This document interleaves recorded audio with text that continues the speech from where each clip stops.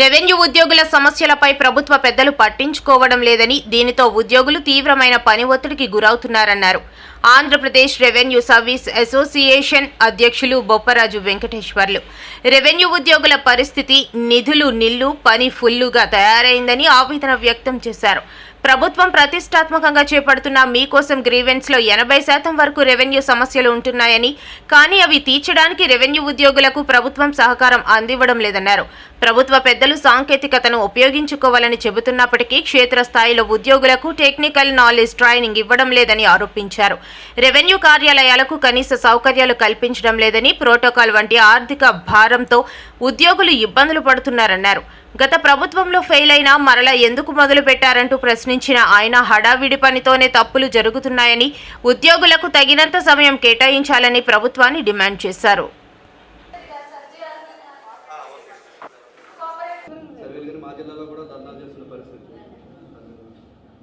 పూర్తి స్థాయిలో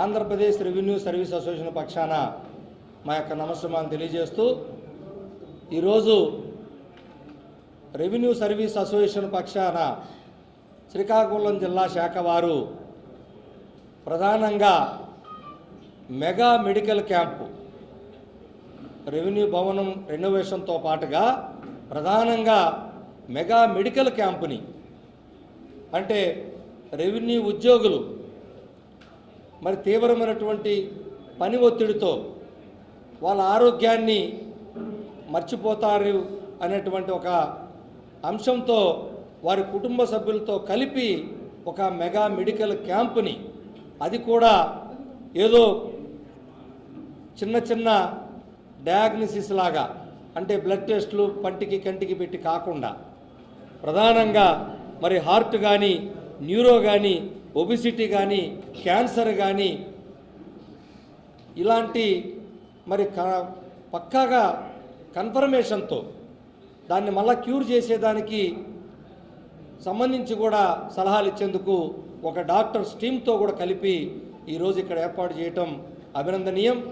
రాష్ట్ర సంఘం పక్షాన శ్రీకాకుళం జిల్లా శాఖ నాయకత్వాన్ని మన శ్రీరాములు గారు, రాజు గారు నాయకత్వం ఉన్నటువంటి టీం అందరినీ కూడా ప్రత్యేకంగా వారి టీం మొత్తానికి అభినందనలు తెలియజేస్తూ, మరి ఈరోజు ఎంత తీవ్రమైనటువంటి ఒత్తిడికి ఈరోజు రెవెన్యూ ఉద్యోగి వెళ్తున్నాడంటే, పని విపరీతంగా ఒత్తిడి పెరుగుతూ ఉంది. మాకు నిధులు నిల్లు, పని పుల్లు లాగా తయారైంది మా శాఖ పని. నిధులు ఇచ్చేవాళ్ళు లేరు, పని మాత్రం ఫుల్. సో ఇటువంటి నేపథ్యంలో మేము ప్రభుత్వాన్ని కోరుతా ఉన్నాం, దయచేసి రెవెన్యూ శాఖ ప్రతిష్టాత్మకమైన శాఖ, ప్రజలకు అతి దగ్గరగా ఉన్నటువంటి శాఖ, నిత్యం ప్రజలతో మమేకమైనటువంటి శాఖ. ఏ చిన్న డిస్ప్యూటు లేదా పబ్లిక్ గ్రీవెన్స్ రెడ్రెసల్ సిస్టమ్ తీసుకుంటే 80% రెవెన్యూ వాళ్ళే ఉన్నాయని గౌరవ ముఖ్యమంత్రి గారు స్వయంగా చెప్తున్నారు, అన్ని జిల్లా కలెక్టర్లు చెప్తున్నారు. కానీ అటువంటి ప్రధానమైనటువంటి శాఖ 80-90% పబ్లిక్ గ్రీవెన్స్ రెవెన్యూ శాఖ ఉన్నప్పుడు ఆ రెవెన్యూ శాఖకి ప్రభుత్వం ఎంత సపోర్ట్ ఇవ్వాలో ఒక్కసారి ఆలోచన చేయండి. ఎంత పని అయిందని సాయంత్రానికి 2 రోజులకు రివ్యూలు పెట్టి టెలికాన్ఫరెన్స్లు, వీడియో కాన్ఫరెన్స్లు, సెట్ కాన్ఫరెన్స్లు చేస్తున్నారే తప్ప వాళ్ళకి ఏం కావాలి, ఆ పనులు పూర్తి అవ్వాలంటే ఏ సపోర్ట్ ఇవ్వాలని ఏ అధికారులైనా ఆలోచిస్తున్నారా అని అడుగుతున్నాం. 3 రకాల సపోర్ట్లు ఈరోజు ప్రధానంగా కావాలి. మరి ఒకటి టెక్నికల్ సపోర్ట్ కావాలి, సాంకేతిక పరమైనటువంటి నాలెడ్జ్ కావాలి. ఎవరిస్తున్నారో మాకు శిక్షణ పెట్టండి మహాప్రభుని సంవత్సరాల తరబడి ప్రభుత్వం చుట్టూ తిరుగుతున్నాం రెవెన్యూ అసోసియేషన్ పక్షాన, కానీ శిక్షణ ఇచ్చిన దిక్కులేదు. కానీ ఈరోజు చేసే ప్రతి పని కూడా విఆర్ఏ నుంచి పదోన్నతులు పోయినటువంటి విఆర్ఓలు 4000 మంది ఉన్నారు. వాళ్ళ నాలెడ్జ్ ఎంత ఉంటుందో తీసుకోండి మీరు. మరి వాళ్ళందరూ ముందు ప్రాథమికంగా పని అప్లోడ్ చేయాలంటే అంతా కూడా ఆన్లైన్ సర్వీసెస్ ఈ రోజున. మరి ఏ విధంగా పని చేయాలి వాడు? ఎంత టెక్నికల్ నాలెడ్జ్ ఇస్తున్నావు మీరు వాళ్ళకి? ఎవరు ట్రైనింగ్ ఇస్తున్నారు వాళ్ళకి? ఉన్నతాధికారులకేమో నెలల తరబడి ట్రైనింగ్లు పోవచ్చు, చిరు ఉద్యోగులకు ట్రైనింగ్ ఉండదా? అసలు పని చేసేదే వీళ్ళు కదా, తర్వాత కదా పర్యవేక్షణ. సో కనీసం సాంకేతిక పరమైనటువంటి పరుగుతున్నటువంటి ఈ నేపథ్యంలో సాంకేతిక దిశగా ప్రభుత్వం పూర్తిగా సాంకేతికతను వాడుతున్నటువంటి ఈ పరిస్థితుల్లో ఒకవైపు గౌరవ ముఖ్యమంత్రి గారే ఆర్టిఫిషియల్ ఇంటెలిజెన్స్కి వెళ్ళిపోతున్న ఈ తరుణంలో కనీస శిక్షణ లేకపోవడం ఎంత బాధ కలిగిస్తుందో ఒకసారి అర్థం చేసుకోవచ్చు. రెండవ సపోర్టు ఆర్థికపరమైన ఫైనాన్షియల్ సపోర్టు. మరి ఎక్కడ నిధులు ఇస్తున్నారు? రెవెన్యూ శాఖ లాంటి శాఖ ఆఫీసుల ఎక్స్పెండిచర్కే నెలకు 200 రూపాయలంటే ఆలోచించుకోండి. ఒక వాహనం తహసీల్దార్ వాడాలంటే నెలకు 35,000 ఇవ్వమని చట్టం చెప్తుంది. కానీ 10,000 12,000 దాటి ఎవరివ్వరు, ఏ నెలకి ఇవ్వరు. ఎలా పనిచేయాలి? ప్రోటోకాల్ వివిఐపీలు వస్తే ₹1 బడ్జెట్ కొన్ని సంవత్సరాలుగా మాకు ఇప్పుడు బడ్జెట్స్ ఇచ్చిన వాళ్ళు లేదు. మరి ఎలా చేయాలి? లేదు, కోర్టు లిటిగేషన్స్ పడతాయి. 40,000 కేసులు ఈ రోజున హైకోర్టులో రెవెన్యూ శాఖ ఉన్నాయి. వాటి కౌంటర్ల అప్రూవల్ కానీ అఫిడవిట్లు వేయటానికి కానీ కోర్టులకు వెళ్తే బడ్జెట్ ఎవరు ఇస్తున్నారు అని అడుగుతున్నాను. లేదు, అవి గిన కంటెంప్ట్ పడితే ఒక్కొక్క కంటెంప్ట్కి 4-5 అధికారులు అందులో గిన పెడితే ఆ పిటిషనర్ గిన ఒక్కొక్క మనిషి అధికారికి 10,000 చొప్పున కట్టాలి. ఆ డబ్బులు ఎవరు ఇస్తున్నారని చెప్పి ప్రశ్నిస్తున్నాం ప్రభుత్వాన్ని. ఇలా అనేక రకాలుగా సీసీ కెమెరాలు తహసీల్దార్ ఆఫీసులో మదనపల్లి ఫైల్స్ తగలబడిన తర్వాత అన్ని కర్రలు సీసీ కెమెరాలు పెట్టమన్నారు. బడ్జెట్ ఇచ్చారా? కానీ కెమెరాలు పెట్టారా లేదని రివ్యూ చేస్తారు. ఇలా ఏ ఒక్క అంశానికి కూడా నిధులు లేకుండా, సపోర్టు లేకుండా ప్రభుత్వం నుంచి ఎలా పనిచేయాలి? అదేవిధంగా మరొక సపోర్టు సరిపడినటువంటి సమయం. ఏ పని ఎన్ని రోజులు చేయాలో, ఎన్ని రోజుల్లో ఆ పని చేస్తే పూర్తవుద్దనేది సమయం ఇచ్చినటువంటి పరిస్థితులు కనిపించట్లేదు. అదే పరిస్థితి ఈరోజు రీసర్వే ఈరోజు మళ్ళీ ఎందుకు ఈ పరిస్థితికి వచ్చింది? ఎందుకు రీసర్వే మళ్ళా తిరిగి ఆపబోయి మళ్ళా మొదలు పెడుతున్నారు? గత ప్రభుత్వ హయాంలో వాళ్ళు పెట్టినటువంటి ఆ టైం లైన్లే వాళ్ళు విఘాతం కలిగించారు. 100 రోజులు అని చెప్పి టైం షెడ్యూల్ ఇచ్చి ఆ షెడ్యూల్ని వదిలిపెట్టినటువంటి పరిస్థితి. ఈరోజు కూడా మళ్ళీ అదే పరిగెత్తుతూ ఉన్నారు. పరిగెత్తిచ్చేదానికన్నా సరిపడ సమయం ఇవ్వండి. ఏ పనికి ఎన్ని రోజుల్లో చేస్తారో కింది స్థాయిలో ఉన్నటువంటి ఉద్యోగుల సలహాలు తీసుకోండి.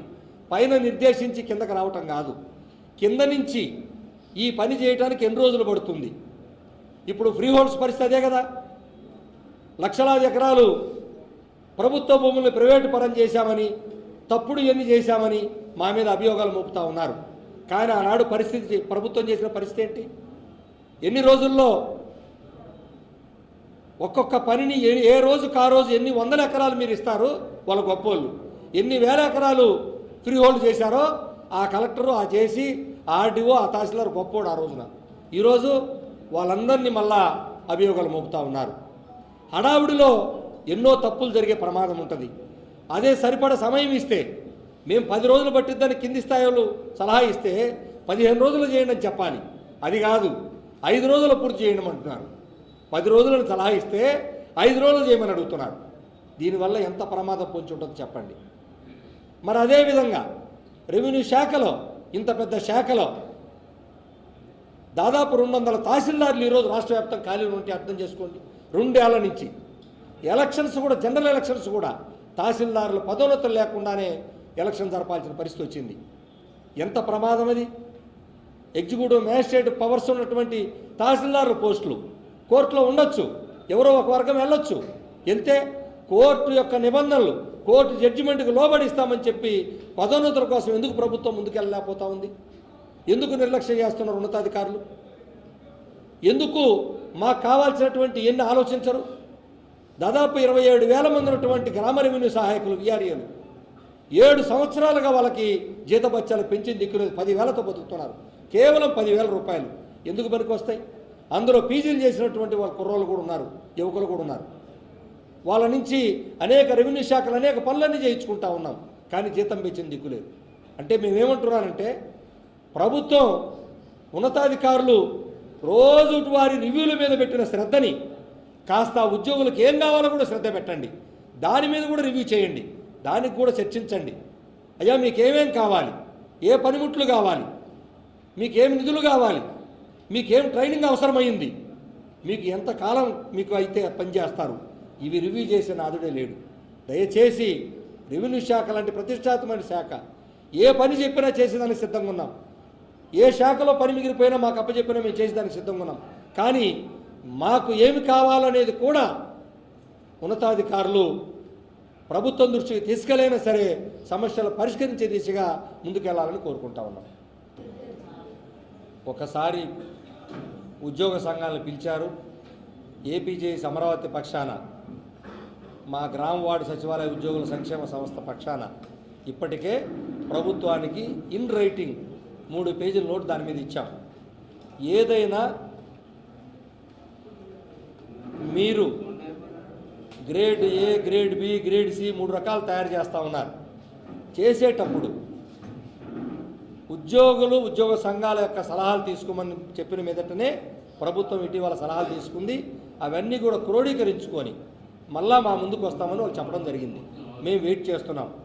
ఏదైనా శాఖలో అంటే పలానా విఆర్ఓలు కానీ లేకపోతే ఎవరైనా సరే సర్వేలు కానీ ఎవరైనా ఎక్సెస్ కనపడితే ఆయా శాఖల్లో బోల్డంత పని ఉంది. రెవెన్యూ శాఖలో మా దగ్గర కావాల్సినంత ఈరోజు తహసీల్దార్ ఆఫీసులకి సిబ్బంది లేరు, ఆర్డీఓ కార్యాలయ సిబ్బంది లేరు, సరిపడ సిబ్బంది లేరు, కలెక్టర్ కార్యాలయాలకు సిబ్బంది లేరు.